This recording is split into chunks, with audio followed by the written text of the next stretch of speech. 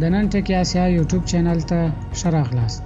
که دا ستاسو لومړی راتګ وي، هیله ده زموږ په چینل کې اشتراک وکړئ او د څنګ بټن یې هم ووهئ.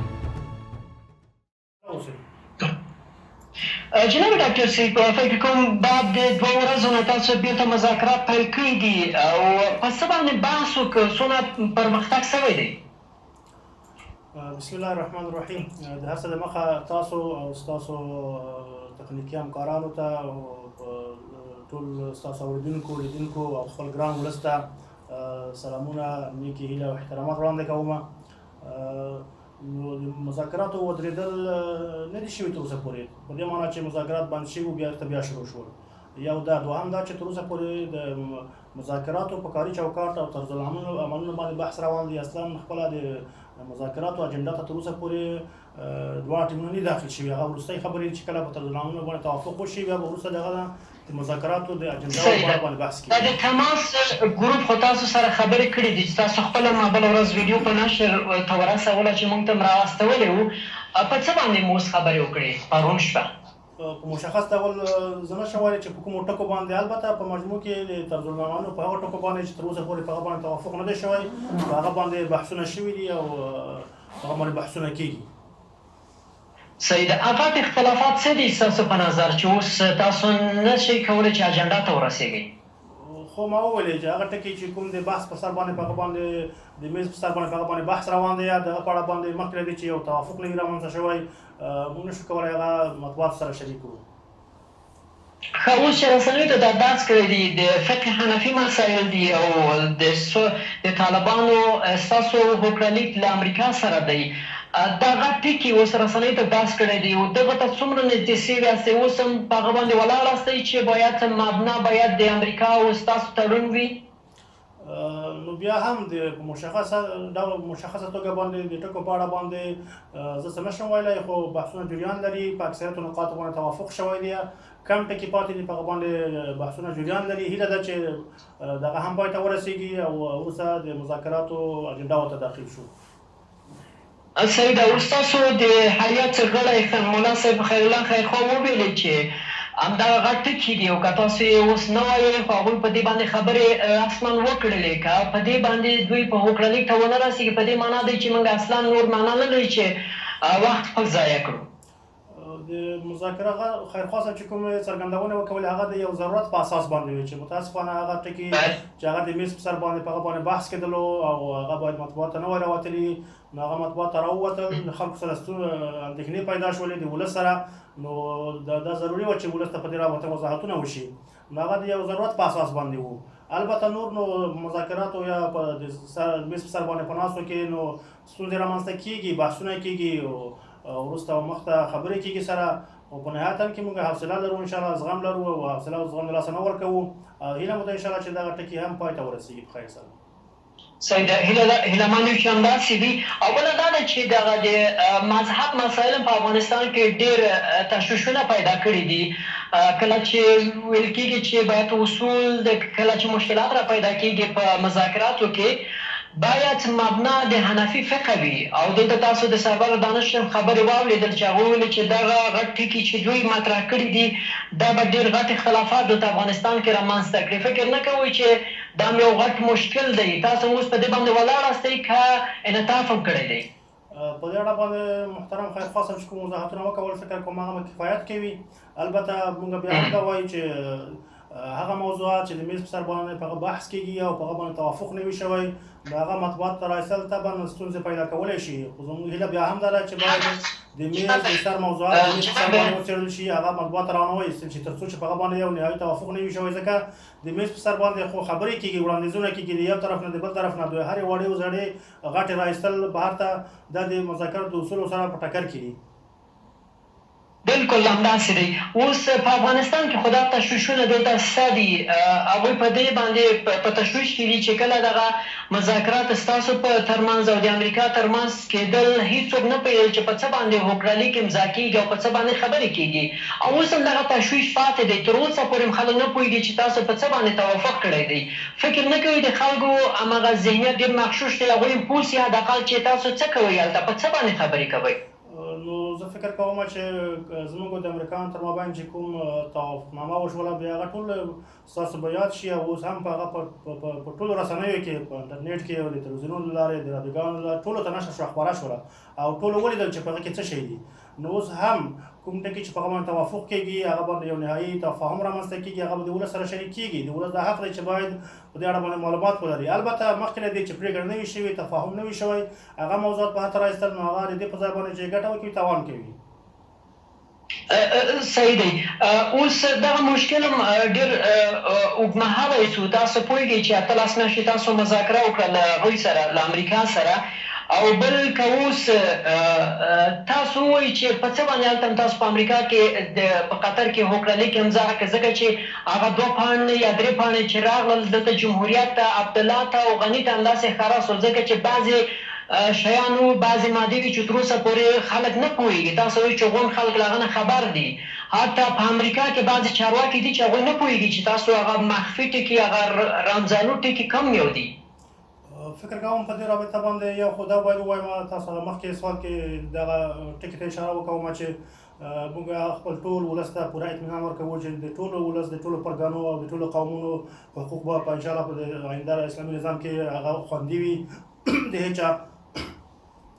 د هیچا حق به انشاءالله نه ضایع کېږي او موږ الحمدلله مسلمانان یو خپل یو دین لرو اصول لرو نو هغه ته موږ ملتزم یو په پوره معنا سره چې د هیچا په حق کې به کمی نه راځي دا موږ خپل ولس ته اطمینان ورکوو. البته دا خبره چې په توافقنامه کې ټکي په اصطلاح که ستاسو مطلب دا وي چې عبارتونو کې د عبارتونو فهم نو دا خو طبعا د توافقنامې په فهم باندې نو هر څوک په هغه باندې نه پوهېږي خو دا چې د ولس په اختیار کې ورکړل شوي دي ټولو ته ښکاره دي هغه هر ځای کې شته هر څوک یې کتلی شي. سیدې خو امریکا وایي جناب نعیم صاحب چې بعضې ټکي شته دي چې هغه محرم دي هغوی باندې تاسو خبر هستئ؟ محرم څه نشته دي. کوم شی چې په توافقنامه کې په هغه باندې توافق شوی دی یا هماغه ټول ولس سره شریک شوي دي نور تر هغه اضافه چې کوم محرم شوي داسې شی نشته دي.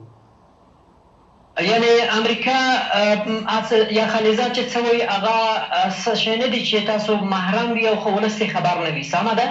زه فکر نه کوم چې ماته معلومات شته چې هغه په کوم انداز کې خبره کړې ده څنګه وي کله کله داسې وي چې یو خبرې نه برداشت ته هم اختلاف وي یو څوک یو برداشت کوي څوک بل برداشت کوي او کله داسې وي چې یو څوک خبره کوي دغه خبرې مفهوم هغه څوک چې خبرې کوي دغه هدف مطلب څه وي نو دغه کې کله ستونزې رامنځته کېږي چې نه په عام شکل باندې کوم پټ شی نشته. بله اوس چې خلیلزاد وایي یا د امریکا وزارت خارجه کې چې پامپیو صاحب دی هغه وایي چې بعضې ټکي دي چې هغه محرم دي نه باید رسنیو ته درز وکړي ځکه د امریکا امنیت ته تهدید دی. تاسو خو دا خبره خو تاسو به اورېدلې وي. هغه ټکي څه دي چې خلک یې خبر نه دي؟ آیا دا هم تاسو سره یو راز پاتې دی او امریکا پوهېږي او تاسو پوهېږئ تنها؟ زه بیا هم دغه خبره کوم لکه مخکې مې چې وویل ما وویل چې په دې رابطه پټ شی نشته دي. کوم شی چې په هغه باندې توافق شوی دی هغه ټول نړیوالو ته ښکاره دي ولس ته واضح دي په توافقنامه کې راغلي او هغه ټولو ته نشر شوې ده خپره شوې ده. البته د عبارتونو نه برداشت او فهم دا نو د هر چا خپل هغه پورې تعلق لري. سمه ده. جناب نعیم صاحب تاسو د غني خبرې په سازمان ملل کې واورېدلې. له سازمان ملل نه یې وغوښتل چې باید تاسو باندې فشار راولي چې افغانستان کې یا هماغه ډزبند یا آتشبس وسي. ولې آتشبس نه کوئ؟ موږ چې د میز سر ته راغلي یو په همدې خاطر راغلي یو چې دغه زموږ په هېواد او په ولس باندې چې کومې ستونزې را روانې دي مشکلات را روان دي د دغه ته د دفاع ټکي ایښودلو په نیت باندې موږ دې میدان ته رادانګلي دي او موږ عملاً په دې رابطه باندې د امریکایانو سره چې کومې خبرې وکولې لومړی پړاو یا بهرنی پړاو چې هغه پای ته ورسېدلو په هغه باندې توافق وشولو او عملاً دغه نتایج خلک محسوسوي او دا چې اوس د دوهم پړاو دی دلته موږ په میز سر ته بیا په همدې نیت باندې راغلي یو په پوره هوډ سره چې موږ غواړو دغه ستونزو ته د پای ټکی کېښودل شي او دا کوم حالت چې زموږ ولس ورسره مخامخ دی متاسفانه چې د اشغال په نتیجه کې ستونزې ولاړې شوي دي ولس ناامنیتي ده بې امنیتي ده ولس اداري فساد او اخلاقي فساد او مالي فساد دغه ستونزو سره مخامخ دی. موږ غواړو دغه ټول ته یو د پای ټکی کېښودل شي او داسې یو حالت رامنځته شي چې هلته هغه د هېواد او ولس په خیر باندې وي. سمه ده. اوس دا خو د ولس هماغه خواستم دی په افغانستان کې او اشرف غني د افغانستان رئیس جمهور دی اوس دلته په جمهوریت کې. څه فکر کوئ چې دا د ولس خواست به کله پوره سي؟ حداقل که هیڅ خشونت ته به تاسو غاړه کېږدئ که آتشباز ځکه چې آتشباز تاسو وایي چې مخکې له وخت نه دی اوس لومړی دا چې موږ د کابل اداره په رسمیت باندې نه پېژنو هغه د ولس نماینده او استازي نه بولو ځکه چې هغه د ولس په غوښتنو کې د ولس د ارمانونو پوره کولو کې پاتې راغلي دي ټول ګوري چې هلته ولس د ډېرو ستونزو کړاوونو سره مخ دی موږ غواړو چې دغه حالت پای ته ورسېږي او داسې یو حالت رامنځته شي چې هلته د ولس د کومې غوښتنې چې دي کومې ستونزې لري د هغه په رفع کولو کې او د غوښتنو په پوره کولو کې مرسته کولی شي دغسې یو حالت رامنځته شي سمه ده اوس پوښتنه دا دی چې تاسو اوس افغانستان مملکت د افغانستان هیواد اسلامي ګڼئ که نه ګڼئ ځکه چې دلته 99% خلک مسلمان دي تاسو اختلاف ټکی څه دی چې تاسو وایي دغه نظام اسلامي نه دی ځکه چې اوس دغه نظام لاندې خلک ژوند کوي ستاسو په نظر اوس اختلاف ټکی به څنګه حل سي دې کې باید فرق وشي یو ولس دی یا هیواد دی یو نظام دی ولس الحمدلله که تاسو خبرې وکوله ولس تر 99% زیات مسلمان ولس دی او الحمدلله هغوی خپل ارزښتونه لري خپل ملي ګټې لري او راغله خبره د نظام چې دی هغه د ولس د ارزښتونو د ولس د عقیدې سره د ولس د هیلو او غوښتنو سره په ټکر کې دی موږ غواړو لکه څنګه چې ولس مسلمان دی دغسې مو نظام هم اسلامي شي دی ولس د ارزښتونو د ولس د هیلو او د ولس د غوښتنو سره سم برابر وي او د ولس ستونزې هواره کړی شي اوس څه شی پکې اسلامي نه دي چې دا خلک پوه سي چې تاسو غواړئ دغه شی پکې تغییر راشي اول خو دا چې اسلامي نظام باید مستقل وي اسلامي نظام باید خپلواک وي هلته پردي ټانګونه پردی تیارې پردي عسکر چې هغه یو هیواد ته یا زموږ هیواد ته بېله دی چې څوک پرې خبر شي بغیر د ویزو نه ځي بغیر د ویزو نه بېرته وځي راځي هېڅ کوم په باندې پابندي نشته لومړی مشکل دغه دی چې اسلامي نظام باید مستقیم خپلواک نظام وي دوهم دا چې اسلامي نظام کې باید اداري فساد نه وي په هغه کې باید اخلاقي فساد نه وي په هغه کې باید مالي فساد نه وي په هغه کې اجتماعي فساد نه وي په هغه کې فرهنګي فساد نه وي په ټولو برخو کې چې کوم فسادونه دي متاسفانه دا د یو اسلامي نظام نښو څخه نه دي او نه درته څوک اسلامي نظام ویلی شي موږ غواړو داسې یو اسلامي نظام رامنځته شي چې په هغه کې دغه ټولې ستونزې حل شوي او وارې شوي وي لکه څنګه چې زموږ ولس مسلمان دی دغسې مو نظام هم د ولس د غوښتنو او د ولس د ارزښتونو سره سم مطابق برابر وي بالکل سمه ده جناب نعیم صاحب دا خو اوس منئ چې په جمهوریت کې هم خلک مسلمان دي سمه ده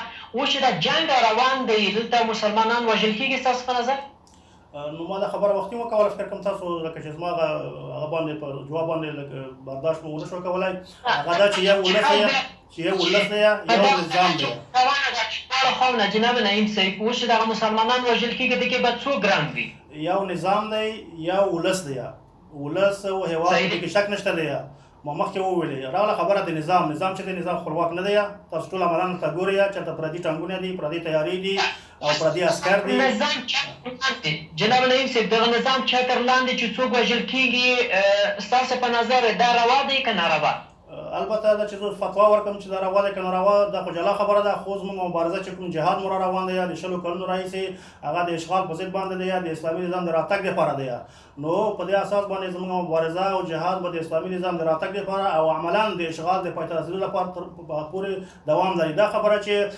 ورباندې زموږ خپله که وختې ما وویلې چې موږ هم غواړو همدې دپاره بلکې موږ عملا دې دپاره چې راوتلي چې دغه جنګونه او دغه ستونزې چې د هېواد ورسره مخ دی ولس ورسره لاس ګرېوان دی دې ته د پای ټکی کېږدو د میز سر ته چې راغلي یو د میز په سر باندې خاطر باندې خبرې کوو بحثونه کوو چې څنګه موږ کولی شو دغه 40 کلنه جګړه دغه 40 کلنې ستونزې چې راپورته شوي دا د یو ورځو دوه ورځو درې ورځو او دا یو په یو باندې په یو ورځ کې ختمېدل دا غیر معقول دي نشي کېدلی موږ دې کوشش کوو او په همدې هوډ راوتلي یو چې دغه ستونزې ته د پای ټکی کېږدو سمه ده خو دلته اوس عوام خلک دغه پوښتنه کوي په هېواد کې ځکه وایي چې طالبان هوکړلیک یا صلح کړي له امریکا سره امریکا هم له افغانستان نه وځي د طالبانو جنګ نور معنا نه لري باید صلح ته نور حاضر سي او دستبند وکړي چې نور صلح په افغانستان کې راسي دا د عوام خلک غږ دلته په نظام کې دی الحمدلله موږ خپل په ولس سره په تماس کې یو موږ د هیواد په تقریبا 90% ځمکه باندې حاکمیت لرو موږ خپل ولس پیژنو ولس غوښتنې پیژنو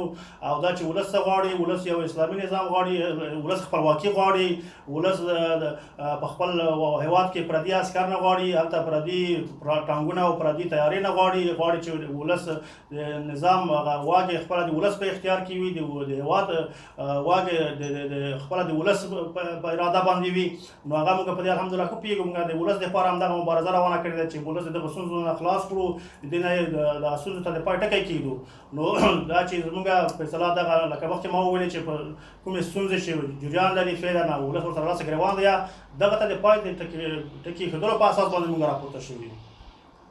سمه ده. اوس تاسو وایئ چې موږ په دفاع حالت کې یو په افغانستان کې، ولې دلته دولت وایي چې طالبان په 40 ولایتو کې دوی جنګ تهاجمي جنګ ته مخه کړی دی. اوس ګرام څوک دی، څوک قضاوت باید وکړي چې تاسو تهاجمي حملې کوي که دولت؟ نو موږ خو د ابتدا نه چې کله موږ اسلامي نظام و په موږ باندې تهاجم وشولو، زموږ اسلامي نظام رنګ کړل شولو، په ولس باندې بمبارونه شروع شول، د خلکو په کورونو باندې خلک ووژل شول، په کارونو باندې دا د ابتدا نه تهاجمي حالت را روان و، موږ د دفاع په حالت کې وو. اوس هم لکه مخکې چې ما وویل چې موږ دغه جهاد چې کوم روان دی هغه د دغه دوه اهدافو دپاره دی، یو دا چې دغه اشغال پای ته ورسېږي عملا، او دوهم دا چې یو اسلامي نظام رامنځته شي، او دا د ولس هغه اساسي او اصولي غوښتنې دي. بالکل صحیح ده. یعنې دې نظام چې اوس فعال دی، دغه جمهوریت چې تاسو نه منئ چې وایي نظام اسلامي نه دی، د دې په مقابل کې جهاد روا دی؟ ما خبره وختي وکوله په مجموع کې چې موږ داسې یو نظام غواړو، داسې یو حکومت چې رامنځته شي چې هغه ته د ولس د هیلو تمثیل وکولی شي، د ولس ارمانونه پوره کړی شي، د ولس ستونزې هواره کړی شي. نو موږ دغسې یو نظام لپاره د مبارزه روانه کړې ده. په مقابل کې خو جهاد هم روا و. صحیح چې تاسو وایئ چې موږ 19 کاله جهاد وکړه، د دغه دولت په مقابل کې مو جهاد روا دی که نه؟ ما تاسو وختي خبره وکوله چې که ستاسو هدف دا وي چې زه فتوا ورکړم، نو دا د فتوا ځای نه دی، او نه زه د خپل ځان صلاحیت ګڼم چې خو البته دا مبارزه کومه جهاد چې کوم دی دا دغه 20 کالونه را روان دی او دا به دوام کوي. ډېره مننه. رابسو اشرف غني ته، ستاسو په نظر اشرف غني افغانستان کې صلح غواړي؟ نو دا په دې رابطه باید ولس او نړیوال قضاوت وکړي، هو هر څه ګوري، ټول ورته معلومات یا چې څوک څنګه خبرې کوي، عمل یې څه دی، نو ښه ده چې په دې رابطه باندې ولس خپله قضاوت وکړي. ښه، د ډاکټر صاحب عبدالله په باره کې کوم یو صلح ته لیوال دی؟ دا هم د ولس پورې تعلق لري، په دې رابطه باید ولس قضاوت وکوي.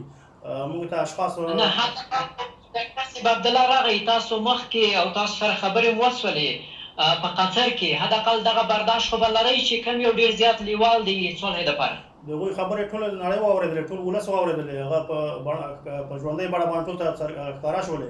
زموږ هیله له ټولو دا ده چې د ولس د دغه ستونزو د هواري لپاره مخلص واوسېږي او دغه ستونزې هوارې شي. دا مو ټولو نه هیله ده، دا چې څوک مخلص دي، څوک مخلص نه دي، څوک رښتوني دي، څوک رښتوني نه دي، نو په دې اړه باندې ولس ډېر ښه قضاوت کولی شي. سمه ده. اوس تاسو په قطر کې یاستئ، اوس تاسو 21 نمایندګان هلته د دولت یا بین الافغاني مذاکرات سره بوخت یاستئ چې تر اوسه مذاکرات هم شروع سوي نه دي. آیا تاسو د ټولو طالبانو نمایندګي کولی شئ په قطر کې؟ د افغانستان اسلامي امارات الحمدلله یو افغان شموله او د هېواد ټول هېواد په اکثریت ځمکه باندې حاکم نظام دی، او عملا هلته د خپل ولس نمایندګي کوي، او د ولس د ستونزو، د ولس د غوښتنو او د ولس د ارمانونو لپاره هغوی عملا په مبارزه لګیا دي. نه، طالبانو مو وویلې چې طالبانو سره چې تاسو اوس 19 کاله جهاد وکړئ د امریکا په مقابل کې چې تاسو دا خبره کوئ، آیا د ټولو طالبانو نمایندګي کوئ تاسو په قطر کې؟ ما تاسو ته وویلې چې افغانستان اسلامي امارات یو اسلامي امارات دی، په هغه کې درزونه، په هغه کې اختلافات، ډلې ټپلې دا پکې نشته.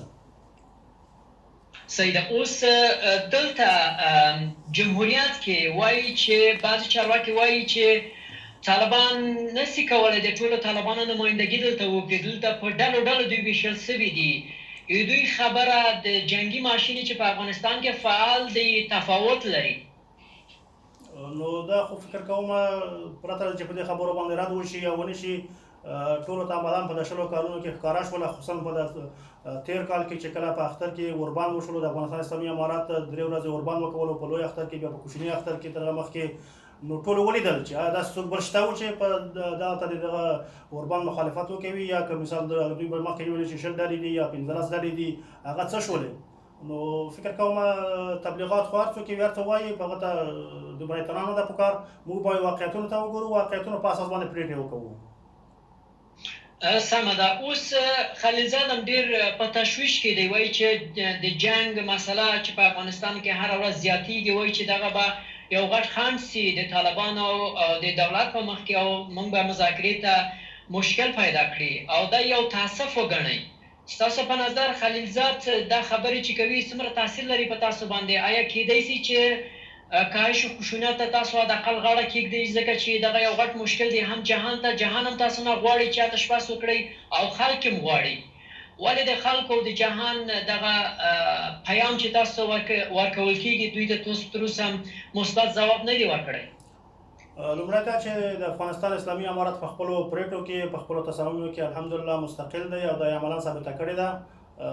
دوهم دا چې لکه مخکې د سوال فکر کوم ډېر تکرار شولو، وویلې چې موږ چې اصلا جناب نعیم صاحب، ځکه چې جهان سره تاسو که افغانستان ته بیرته غواړئ راسئ چې 80% خاوره هم تاسو چې زموږ د ولکې لاندې دی، ځکه چې اوس تاسو هم داسې نه کېدی نه سي چې جهان سره تعاملات ونه لرئ. اوس جهان هم تاسو نه دا غواړي چې آتش بس باید وکړئ. سازمان ملل دا خبره وکړله، مثلا ناټو دا خبره کوي، او نور هیوادونه اسلامي هیوادونه هم تاسو نه غوښتي چې باید توربند وسي. موږ چې د میز سر ته راغلي یو، ما د خبره څو ځله تکرار کړه، په همدې هدف راغلي یو چې دغه د هېواد اشغال عملا پای ته ورسېږي او دغه نه چې کومې ستونزې را ولاړې شوي دي د لپاره د پای ټکی کېښودل شي، ټول هغه اسباب له منځه یوړل شي، په هغه باندې بحث وشي چې بیا د آینده لپاره د جګړې کولو ته ضرورت پاتې نه شي. البته یو ټکی باید واضح کړم چې په دې اړه باندې داسې موږ فکر ونه کوو مثلا که نن موږ په اصطلاح وربند کوو او سبا ته بیا د میز په سر باندې تفاهم نه رامنځته کېږي، نو بیا به جګړې دوباره بیا به شروع کېږي. نه، موږ داسې موقتي او آني حل نه غواړو. زموږ تر اوسه پورې د 40 کاله چې په افغانستان کې جګړې روان دي هغه واقعیتونو ته نه دي کتل شوي، حقایق نه دي درک شوي. موږ باید حقایق درک کړو، واقعیتونو ته وګورو، د ستونزو لپاره اساسي حل را پیدا کړو، نه آني حل. آني حل زموږ د ولس او زموږ د هېواد ستونزې نشي هوارولی او نه مو ولس ارامۍ ته پرېږدي. موږ غواړو چې ولس مو ارام وي، خپلواک وي، مستقل وي، خپل اسلامي نظام ولري. د دې لپاره طبعا بحثونو ته ضرورت دی او په دې رابطه باندې کار ته ضرورت دی، باید کار وشي په دې رابطه باندې، عملا هغه ستونزې د منځه یوړل شي چې دغسې یو حالت رامنځته شوی د هغه له وجې. سمه ده. جناب نعیم صاحب، د ښځو حقوقو دپاره به هم رئیسو، کله چې تا اسلامي امارت په افغانستان کې برقرار او دلته ښځې تاسو حالت دا و چې غونډ ښځې په کور کې ناستې وې او درس تعلیم نه پاتې سول، اوس څه تغییرات راغلي دي ستاسو په نظر او ستاسو په دیدګاه کې چې ښځې امیدواره اوسي په افغانستان کې؟ لومړی خو دا چې په هغه وخت کې هم حالات طبعا لکه ټولو ته معلومیږي چې په هغه وخت کې حالات یو جنګي حالات وو او داسې یو حالات وو چې هلته طبعا هېواد عملا یو تجزیې سره مخامخ وو، ولس د ګڼو ستونزو سره مخامخ وو. متاسفانه ملوک طائفي وه، په هر ځای کې، په هر کوڅه کې د کابل او په هر ناحیه کې جلا جلا حکومتونه وو. نو اسلامي امارت د دغه ستونزو د منځه وړلو لپاره راپورته شولو چې عملا یې هغه ثابته کړله او دا د افغانستان یو تاریخي ویاړ دی چې اسلامي امارت الحمدلله دغه افتخار لري چې عملا چې کوم هېواد تجزیه شوی وو هغه یې د منځه ویوړل. نو په هغه حالتونو کې داسې تقاضا وي چې هغه د یو عادي حالت وي، طبعا فکر کوم معقوله به نه وي، خو بیا هم په هغه وختونو کې د افغانستان اسلامي امارت په مختلفو بخشونو کې ښځو کار کولو، په شفاخانو کې ښځو کار کولو، په ځینو ځایونو کې تلاشۍ کې دلته ښځو کار کولو. نو په مثال ننګرهار پوهنتون کې هلته ښځو د طب پوهنځي کې درسونه ویلې، داسې هم نه وو لکه څنګه چې تبلیغات کېږي. متاسفانه حالات دغسې نه وو. البته هغه وخت کې ضرورتونه او حالات داسې وو چې باید دومره امکانات د اسلامي امارت سره نه وو. نو په آینده کې موږ ټولو ته اطمینان ورکوو، پوره ډاډ ورکوو چې افغانستان اسلامي امارت خپل ولس ته ټول هغه حقوق چې هغه د اسلام مبارک دین ورکړي دي، هغه که د ښځو حقوق دي، هغه که د ماشومانو حقوق دي، هغه که د زړو حقوق دي، اسلام الحمدلله تر بل هر چا ښه ورکړي دي. موږ هغه ته ملتزم یو او هغه به انشاءالله په پوره سمه توګه ورکول کېږي انشاءالله. جناب وردګ، اوس تاسو پوهېږئ چې د افغانستان نیمایي جمعیت ښځې دي. اوس ستاسو په څنګ کې هېڅ ښځه نشته دی. ښځې دلته انتقاد کوي چې طالبان نیمایي جمعیت سره صلح کوي او نیمایي جمعیت پاتې دي چې ښځې دي. ستاسو نظر؟